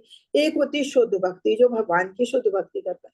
तो ये चीज जो है ये बिल्कुल अलग है। जो कहा कि भजन कीर्तन में भाग लेते लेते एकदम से नृत्य करने लगते हैं, कभी कभी ऐसे भाव दिखने लगते हैं, तो उसमें होता क्या है, अकस्मात भाव आते हैं। वे उसने कभी वैधि साधना भी नहीं की, क्योंकि कहा कनिष्ठ भक्त है, तो अभी वैधि साधना भी नहीं की है, लेकिन फिर भी उसमें एकदम से भाव दिखने लगते हैं। तो वो भाव क्या होते हैं, कहते हैं कि कभी कभी पूर्व जन्म की भक्ति होती है, और वो जब अवसर मिलता है तो वो प्रकट हो जाती है। तो वो चीज होती है, कभी कभी शुद्ध भक्तों के साथ वो भक्ति पथ पे एकदम से वो आगे आ जाती है, कि उसे छुपी हुई, अंदर छुपी हुई भक्ति होती है, लेकिन जब भक्तों का साथ मिलता है तो वो एकदम से उजागर हो जाती है। तो ये चीज बिल्कुल अलग है। ये तो कहते हैं इसलिए हमेशा हमें उच्चतर भक्तों, शुद्ध भक्तों का ही साथ करना चाहिए। शुद्ध भक्तों का साथ करने में हमारा भक्ति पथ हमेशा आगे बढ़ता है। बस हमें अपराधों से बचने की कोशिश करनी चाहिए। हरे कृष्णा। माता जी आगे हरे हरे कृष्ण। लोक हाँ पढ़िए। लोकोत्तर चमत्कारी और सब शक्तियों को प्रदान करने वाले भाव की प्राप्ति भगवान श्री कृष्ण की हेतु की कृपा से ही होती है। जिस पुरुष में भाव का उदय हो गया है और जो विषयों से पूर्णता विरक्त हो गया है, उसमें यदि भक्ति के आदर्श के विरुद्ध कोई विगुणता पाई जाए तो भी उससे द्वेष ना करें। भगवत गीता में प्रमाण है कि जिसकी भगवान में अनन्य श्रद्धा भक्ति है, वह यदि कभी अकस्मात शुद्ध भक्ति के लक्षणों से गिर भी जाए तो भी उसे शुद्ध ही समझना चाहिए। भक्ति भगवान और गुरु में अनन्य श्रद्धालु पुरुष भक्ति की क्रियाओं में उच्च स्थान पाता है। नरसिंह पुराण का वाक्य है, जो मन, वाणी और शरीर से अनन्य भाव के साथ भगवान की सेवा के परायण है, वह यदि ब्रह्मा बाह्य रूप से मलिन क्रियाओं में प्रवृत्त दिखाई दे तो भी उसकी बलवती भक्ति के प्रभाव से ऐसी दूषित क्रियाएं अति शीघ्र समाप्त हो जाएंगी। पूर्ण चंद्र पर कुछ काले धब्बे दिखाई देते हैं, फिर भी पूर्ण चंद्रमा की ज्योत्सना प्रतिहत नहीं होती। इसी प्रकार भक्ति के भंडार के सामने छोटी सी भूल भूल नहीं समझी जाती। कृष्ण रति दिव्य आनंद रूपा और आह्लादिनी है। अनंत दिव्य आह्लाद के बीच छोटे प्राकृत दोष का कुछ भी प्रभाव नहीं होता। हरे कृष्णा। धन्यवाद माता जी। हाँ, यहाँ पे अब पढ़ते हैं कि लोकोत्तर चमत्कारी और सब शक्तियों को प्रदान करने वाले भगवान की अहत की कृपा होती है। अगर हम किसी में भाव उत्पन्न होते हैं, जैसे हम भाव भक्ति पढ़ रहे हैं, तो भाव भक्ति किसमें आती है? भगवान की अहेतु की कृपा। अहेतु की कृपा क्या होती? कि मतलब भगवान का इसमें कोई स्वार्थ नहीं है, भगवान हम पे प्रसन्न है, भगवान की अहेतु की कृपा होती है, तब किसी में ये भाव उत्पन्न होते हैं, किसी पुरुष में भाव उदय हो सकते हैं। और जब किसी भक्ति में ये भक्ति के भाव उदय होते हैं, तो फिर ये भौतिक चीजों से, भौतिक कल्मश से पूर्णतया विरक्त हो जाता है। ये एक भक्ति के आदर्श के विरुद्ध या विगुणता पाई जाती है कि मतलब वो कभी किसी से द्वेष नहीं करता है। जिसमें ये भाव उत्पन्न हो जाते हैं, वो किसी से ईर्ष्या द्वेष नहीं करता है। और भगवत गीता में भी इसका प्रमाण है कि भगवान के अनन्य श्रद्धा, भगवान में अनन्य श्रद्धा भक्ति वो है, वो यदि कभी अकस्मात शुद्ध भक्ति के लक्षणों से गिर जाए। ये हम लोगों ने पढ़ा है भगवत गीता में भी, और अभी हमने पहले भी बताया था कि अगर कोई भगवान का शुद्ध भक्त है और कभी किसी कारणवश या परिस्थितिवश किसी वजह से उसे कुछ गलत कार्य हो जाता है, कुछ गलत से गलत, बहुत ही गलत कार्य हो जाता है, तो भी उसको शुद्ध भक्ति ही समझना चाहिए। क्यों? क्योंकि वो चाह के वो गलती नहीं करता है, वो वहां तक पहुंचा है तो इतनी आसानी से नहीं पहुंचा है। हाँ, ये है कि उसको उस कार्य को बार बार दोहराना नहीं चाहिए। अगर दोहराता तब तो उसकी भक्ति स्वयं ही गिर जाएगी। लेकिन अगर कभी परिस्थितिवश किसी कारण से वो गिर गया है भक्ति से, तो उसे हमेशा तब भी शुद्ध भक्ति ही समझना चाहिए। क्योंकि इसमें प्रायश्चित का कोई वो नहीं है, बस ये है कि अगर एक बार गलती हो गई, कोई बात नहीं, आगे फिर अपनी भक्ति के कार्यों में लग जाए। तो भक्ति भगवान और गुरु में अनन्य श्रद्धालु पुरुष भक्ति की क्रियाओं में उच्च स्थान पाता है। ऐसी नरसिंह पुराण में भी ये वाक्य है कि जो मन, वाणी और शरीर से अनन्य भाव से भगवान की सेवा में परायण है, तो वो अगर बाह्य रूप से कभी हमें किसी तरह से गलत भी दिखता है, कभी कुछ गलत करता भी दिखता है, तो हमें कभी उसके लिए गलत सोचना भी हमारे लिए पाप होगा। क्यों? क्योंकि बलवती भक्ति जो है वो ऐसी दूषित क्रियाओं को हमेशा समाप्त कर देगी। जो कुछ उससे कुछ गलत हुआ भी है, तो वो उसके भक्ति में इतना प्रभाव होता है कि वो उनकी दूषित चीजों को समाप्त कर देगी। पूर्ण चंद्र पर कोई काले धब्बे नहीं है, पूर्ण चंद्रमा की ज्योत्सना प्रतिहित नहीं होती। इसी प्रकार भक्ति के भंडार में कोई अगर भक्त है, अनन्य भक्त है, तो उसकी भक्ति का भंडार इतना बड़ा होता है कि वो अगर कोई छोटी सी भूल कर जाता है तो उसको भूल नहीं समझनी चाहिए। स्पेशली हम सबको तो कभी नहीं समझना चाहिए। किसी भक्ति से अगर कुछ भी गलत होता है तो उस पर उंगली हमें नहीं उठानी चाहिए, हमारे लिए तो वो भक्ति के प्रति अपराध हो जाता है। कृष्ण रति दिव्य आनंद रूपा और आह्लादनी है, बहुत आनंद स्वरूप है। अनंत दिव्य आह्लाद के बीच छोटे प्राकृतिक दोष का कोई प्रभाव नहीं होता। कह रहे हैं कृष्ण रति जो भाव भक्ति है वो इतनी बड़ी चढ़ी है कि उसमें अगर कोई छोटा मोटा दोष हो जाता है तो उसमें भक्ति पे कोई प्रभाव नहीं पड़ता। लेकिन अगर हम भक्ति करते हैं तो इस चीज को सोच के कभी नहीं चलना चाहिए कि ठीक है हम भक्ति कर रहे हैं तो हम कभी गलती कर भी देंगे तो क्षमा हो जाए। क्योंकि जानबूझ के की हुई गलती तो फिर गलती हो जाती है, जानबूझ के नहीं गलती करनी चाहिए। हरे कृष्णा। तो आज हम यही विराम देते हैं। यहाँ तक किसी का कोई प्रश्न है क्या? हरे कृष्णा। समय तो मैंने कहा था कि कल का चैप्टर